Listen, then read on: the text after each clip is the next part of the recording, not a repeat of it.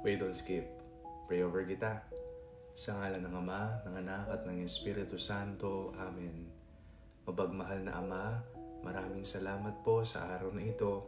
Maraming salamat po sa mga biyayang ipinagkakaloob po ninyo sa amin. Ngayong oras na ito, pinagdarasal ko po ang aking kaibigan na kasama ko sa videong ito. Pagkaloob niyo po ang lahat ng kanyang pangangailangan. Sa mga panahon na siya po ay natatakot, pagod na, nalulungkot, o kaya na may marami siyang alalahanin sa buhay, nawa ipadama po ninyo ang inyong mapagmahal na presensya. Huwag niyo po siyang pababayaan, huwag niyo po siyang kakalimutan. Iparanas niyo po ang pagmamahal ng isang ama na laging nariyan sa kanyang anak.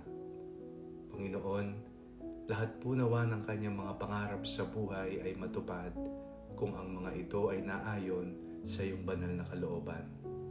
Lahat ng ito ay aming ipinagdarasal sa pangalan ni Jesus na aming Panginoon. Amen. Sa ngalan ng Ama, ng Anak at ng Espiritu Santo. Amen. God bless you po.